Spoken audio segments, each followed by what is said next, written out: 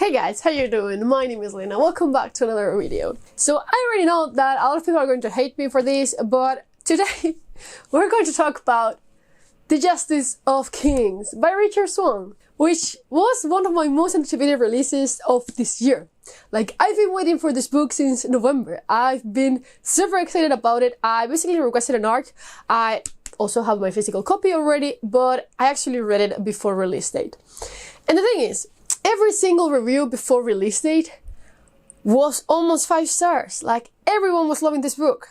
So I felt like, oh my god, this is going to be one of my new favorite books. But it wasn't. So let's just talk about this.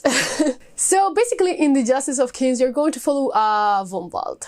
You're going to know his story through Helena, who is his clerk. Von Wald is basically a judge. He distributes the Emperor's justice. So sometimes when you're out of town, you basically get to be the investigator, the judge, and the executioner. They basically stumble upon a case where a lady showed up dead, and they are investigating it. These kind of discovered like some major issues besides, you know, the murder. So that was pretty good. Okay, let's just talk about this slowly.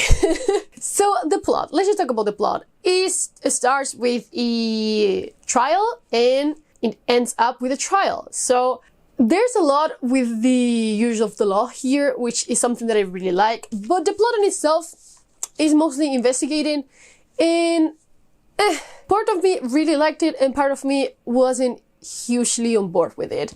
So for example, when you start the book, you're very invested on everything that's going on. But you see, there's a thing that happens, and someone tells Von Wald that he needs to come back to the capital.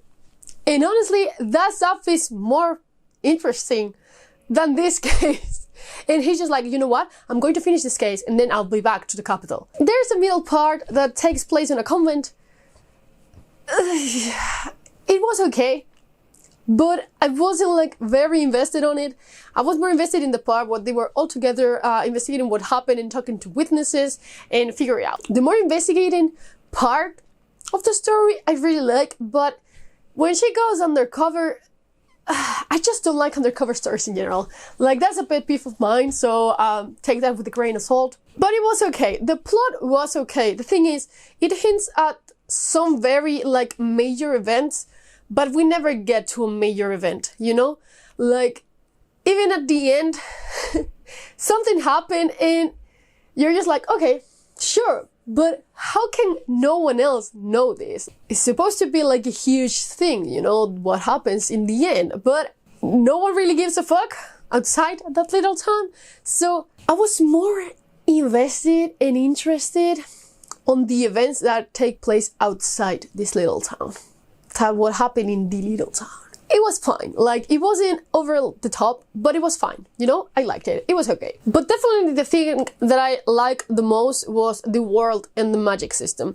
The magic system is not really that explained here, but I just really liked it in general because it was cool. Basically, a justice, that's what they are called, can use several powers, and depending on the powerful the justice is, they have more powers. So a cool thing is that they basically can force you to tell the truth. Like, it's not like they can make you do like weird things, but they can basically ask you something and you will have to answer with the truth. Which is cool, you know, which is cool. But it also creates some debate here, which I really like, because if you force someone to confess, is that really like a confession?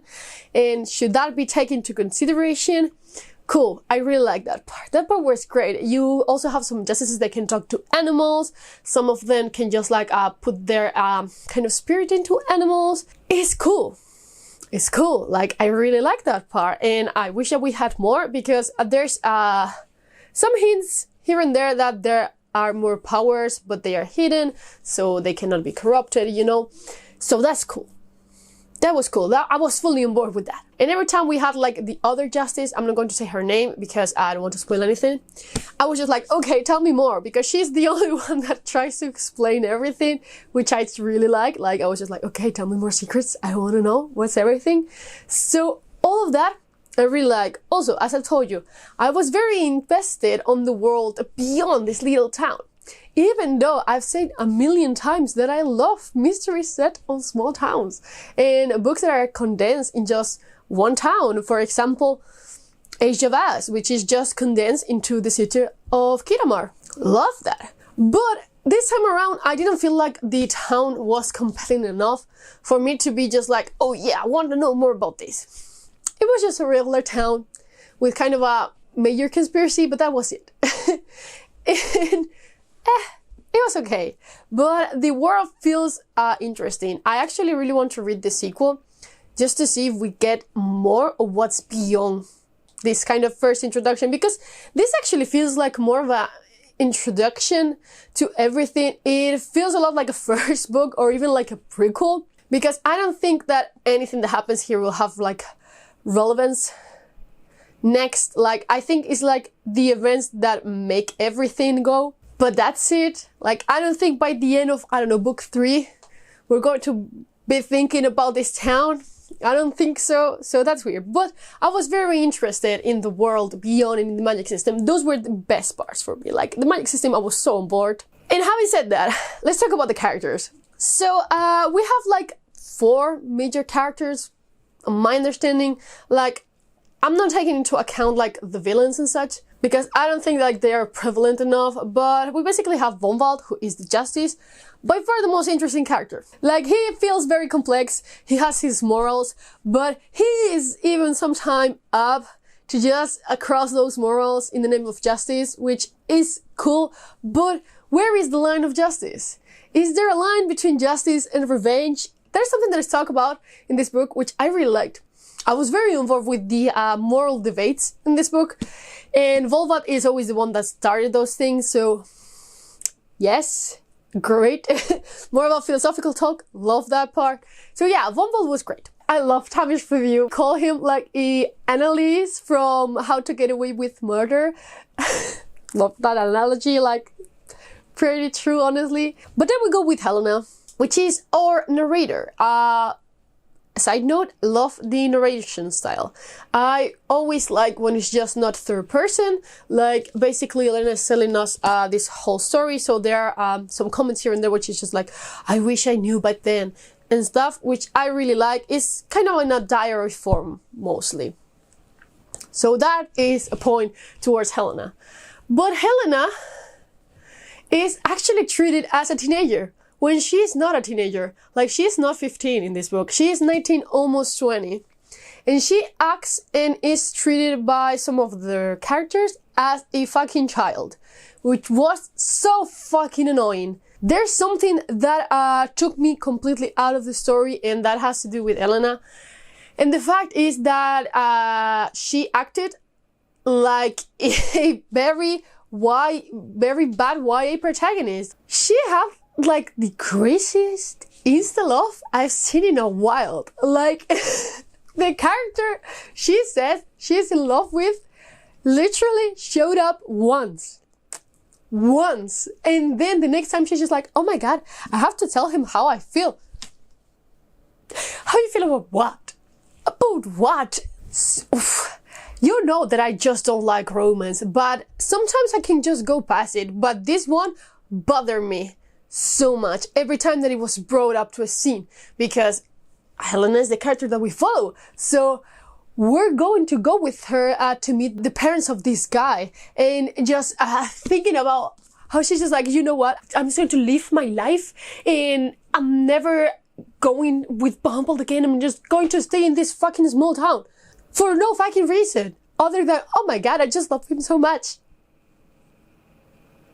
You haven't even talked to him for like 2 times. What the fuck are you talking about? It was so annoying. Like, so annoying. It made no fucking sense that that love story was in here. Like, what a waste of potential. What happened? It makes no sense. I'm so sorry, but it makes no sense. And it pisses me off a little bit. Like, you know that I'm not one that reads YA, because I no longer enjoy it. So if the premise is very good, then I will try it. But if not, that I'll pass. So it pisses me off a little bit that why it gets dragged a lot for his insta-love type of thing, and no one has mentioned this fucking insta-love here, which was so annoying and so unbelievable. So yeah, that was everything for Helena. Like, she was just like in love for more than half of the novel, and then she was just like, you know what, I'm done. She's not a teenager. She is not a teenager. Why do you treat her like a teenager? She is not. I don't know. That was so annoying. Like, Helena could have been so good. So good. I was so excited about her because we have the same name. So I was just like, this is so cool. And then she became fucking stupid after 30 pages. I don't know. Let me tell you, she's in love not even 20% into the book. 20%. What the fuck? For me, her character, in this fucking sense, I do have to say that I like it, that I like her more towards the end, when she was just scared shitless, basically. That felt pretty realistic given the situation, but the rest, I hated it. Then Duvan, really like him in general. I thought it was a woman at first, I don't know why, but pretty complicated character. Like him a lot. Would really want to see more of his character later on, and I really want to know his story with Von Wald. I really want to know that. And then the sheriff, which I thought I was going to really dislike, I ended up really liking. Probably my second favorite character after Von Wald. Sir Radomir, pretty like, oh, you know, this is my town at first, but then he's just like, okay, let's just fucking kill these motherfuckers.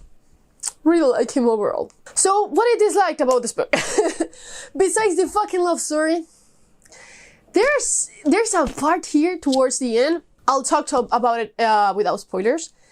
But a character basically gets separated, their mind from their body. So, you know, that's pretty harsh, you know, that's complicated. But the author treated it like they were fucking dead. They literally called them, like, what was it? Like a mindless simpleton? Something along those lines. I will put like the exact word in here. They were basically just like fighting for this side, and they were just like, oh no, they're fucking stupid now, so we're out. I felt like that was so out of touch. Like, but yeah, those were basically all the things that bothered me. Like, that part in all Helena's arc made no sense. So it really messed with my enjoyment of this book, which I was hoping it was going to be one of my favorite books, honestly. I was just like so confident going into it, being just like, it's going to be 5 stars, I'm going to love it. And now it's a major disappointment for me. And I'm so sad. It's a debut novel, so, you know, it's going to have some flaws. So I'll probably check the sequel. But I just don't feel like I'm in a rush. Honestly, I'm just a bit sad about it, to be honest. This is so complicated. I don't know, but it really let me down with some of that stuff. I was just so invested. I love the use of the common law. I loved it. It was so well implemented. And I love that we focus on something else rather than just having your swords out all the time. Like, I really liked it. Also, it's pretty gory towards the end, and it's pretty dark in general. So I like that aspect. Like, as someone who really likes grim dark in general and goriness in general, 100% on board with that part. But yeah, those, like, they're not that big of things, but they really like mess with my enjoyment. Like, I was kind of like into it, and then all the fucking dumb things start happening. I was just like, no. Like, I just don't believe it. And when I'm starting to just not believe in everything, then I will just disconnect from the book. And that's really sad, because I was really hoping to really like it. Because, you know, no man is above the law. That fucking tagline is so good. So good. But yeah, I basically ended up giving this one 3 stars. Basically in the middle of the road. I do think that a lot of people will still enjoy this book, but I also think that a lot of people are going to be just like me and be a little bit disappointed, which is very sad. But yeah, that was basically my review. A little bit all over the place, but I don't know, this it still bothers me a lot, honestly. Every time that I look at it, since I've got my physical copy, I'm just like, I'm still a little bit mad about you. So, I don't know, please, if you have read this, just let me know down in the comments below. I would love to discuss this book with anyone. Basically, I just talked about this one with my friend Tammy, who was also pretty disappointed by it. So, yeah, I can understand why so many people like it, but those things were just a no for me. I'm pretty sad, but I'll probably continue the series. Like, it's probably a yes, because I really want to know more about the world and the magic. So I think that's going to be explored in the next book, so I will read it. But that's going to be all for today. So, as always, I will see you in the next one. Bye.